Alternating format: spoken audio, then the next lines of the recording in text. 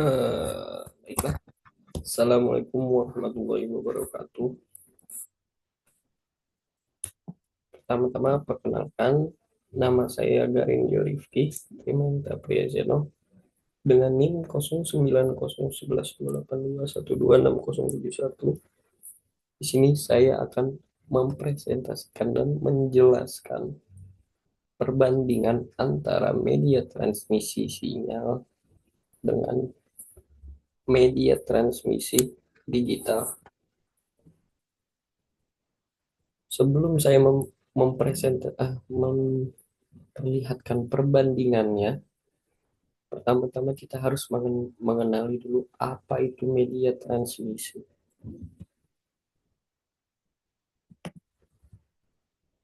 Apa itu media transmisi? Media transmisi ini adalah sarana atau saluran yang digunakan untuk mengirimkan data, informasi, atau sinyal dari satu titik ke titik lainnya dalam suatu sistem komunikasi.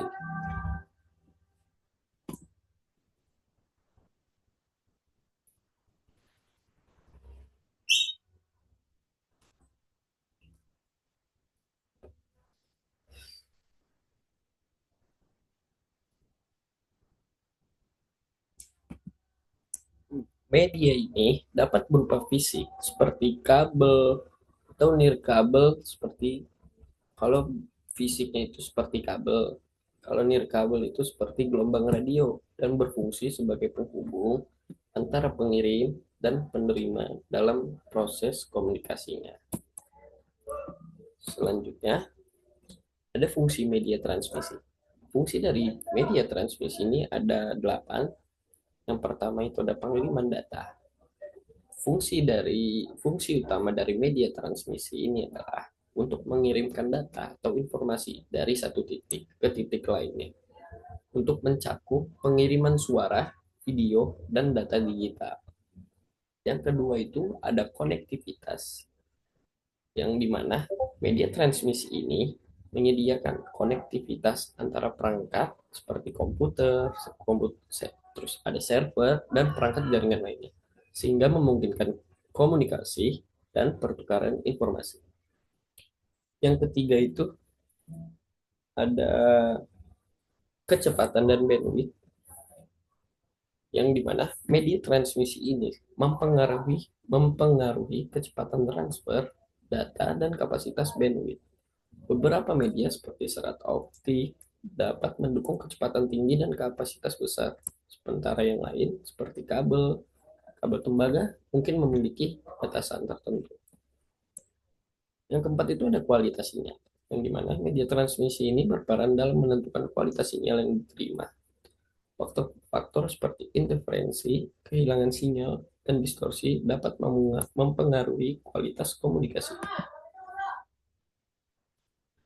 Fungsi dari media transmisi lainnya itu ada jarak transmisi, di mana media transmisi ini menentukan jarak di mana data dapat dikirimkan. Misalnya, kabel tembaga memiliki batasan jarak dan jarak tertentu, sedangkan serat optik dapat mentransmisikan data dalam jarak yang lebih jauh tanpa kehilangan kualitasnya.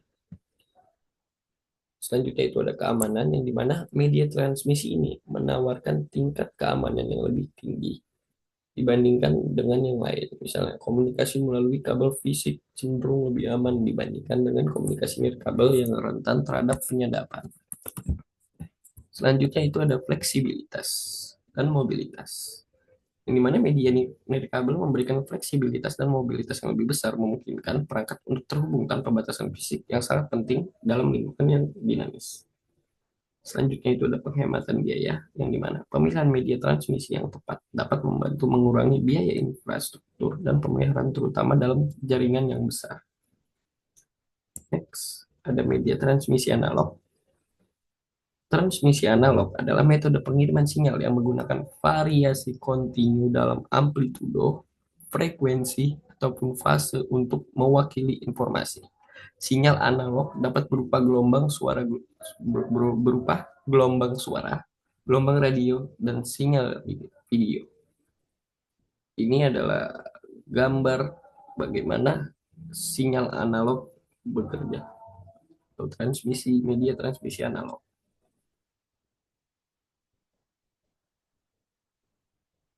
Selanjutnya, contoh yang contoh yang ada pada media transmisi analog itu adalah radio AM atau FM.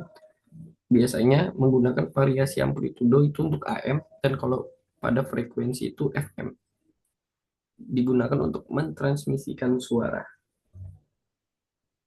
Selanjutnya itu ada televisi analog yang dia itu menggunakan sinyal analog untuk mentransmisikan gambar dan suara.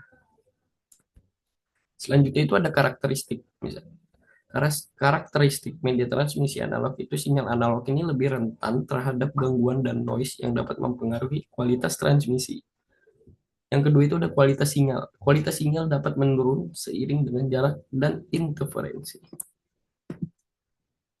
Selanjutnya itu adalah media transmisi digital. Transmisi digital adalah metode pengiriman sinyal yang menggunakan representasi diskrit dari data, biasanya dalam bentuk bit, yaitu 0 dan 1. Sinyal digital dapat digunakan dan diproses untuk meningkatkan efisiensi dan keandalan transmisi. Ini adalah contoh dari media transmisi digital. Contoh kabelnya itu ada twisted pair cable yang biasa digunakan di Ethernet, ada fiber optic cable. Ini biasanya digunakan WiFi, saya menggunakan fiber optik ini. Yang kedua itu, yang ketiga itu ada koaksial kabel. Contohnya itu pada jaringan komputer yang dimana jaringan komputer ini menggunakan protokol digital untuk mentransmisikan data antar perangkat. Yang kedua itu ada televisi digital, yang dimana televisi digital ini menggunakan sinyal digital untuk mentransmisikan gambar dan suara dengan kualitas yang lebih baik. Karakteristik pada media transmisi digital ini adalah sinyal digital lebih tahan terhadap gangguan dan noise, sehingga kualitas transmisi lebih stabil. Yang kedua itu adalah dapat menggunakan teknik kompresi dan enkripsi untuk meningkatkan efisiensi dan keamanan. Ini adalah kelebihan dan kekurangan dari masing-masing. Yang pertama itu ada transmisi analog, yang kedua itu adalah transmisi digital. Ini kita akan membandingkannya dalam meningkatkan kualitas kecepatan data. Kelebihan pada media transmisi analog biasanya digunakan untuk aplikasi sederhana saja dengan kecepatan yang cukup untuk kebutuhan dasar, misalnya pada radio AM atau FM. Yang kedua itu ada sinyal analog dapat mentransmisikan informasi secara langsung tanpa perlu dikonversi. Selanjutnya ada media transmisi digital. Kelebihannya itu mampu mendukung kecepatan tinggi, terutama dengan teknologi seperti serat optik dan jaringan digital. Dapat menggunakan teknik multiplexing atau TDM dan FDM untuk meningkatkan kapasitas dan kecepatan transmisi. Penggunaan protokol dan algoritma yang efisien dapat meningkatkan kecepatan transfer data. Selanjutnya itu ada kekurangannya. Kekurangan pada media transmisi analog itu berupa rentan terhadap noise dan interferensi yang dapat mengurangi kecepatan dan kualitas transmisi. Yang kedua itu adalah kualitas sinyal yang menurun seiring jarak, yang dapat membatasi kecepatan transmisi pada jarak jauh. Selanjutnya itu tidak efisien untuk aplikasi yang memerlukan kecepatan tinggi dan bandwidth yang besar.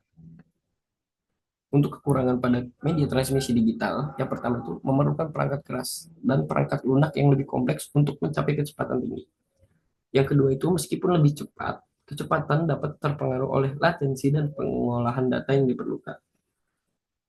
Dan biaya infrastruktur untuk media transmisi digital ini, jika ingin mencapai kecepatan yang lebih tinggi, dia itu harus menggunakan biaya infrastruktur yang lebih tinggi.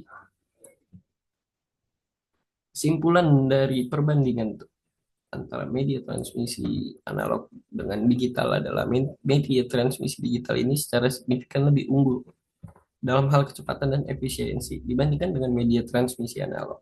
Karena media transmisi digital ini mampu mentransmisikan data dalam bentuk sinyal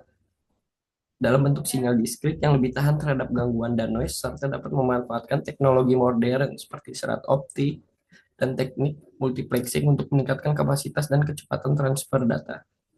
Selain itu, media digital memungkinkan penggunaan algoritma dan protokol yang lebih canggih untuk pengolahan dan pengiriman data, sehingga sangat cocok untuk aplikasi yang memerlukan bandwidth tinggi dan kecepatan transmisi cepat, seperti streaming video dan layanan internet. Dan di sisi lainnya, media transmisi analog ini meskipun lebih sederhana dan murah, memiliki keterbatasan dalam kualitas dan kecepatan, terutama pada jarak jauh dan dalam kondisi berisik, sehingga kurang efisien untuk kebutuhan komunikasi modern yang semakin kompleks. Sekian presentasi dari saya, kurang lebihnya mohon maaf. Wassalamualaikum warahmatullahi wabarakatuh.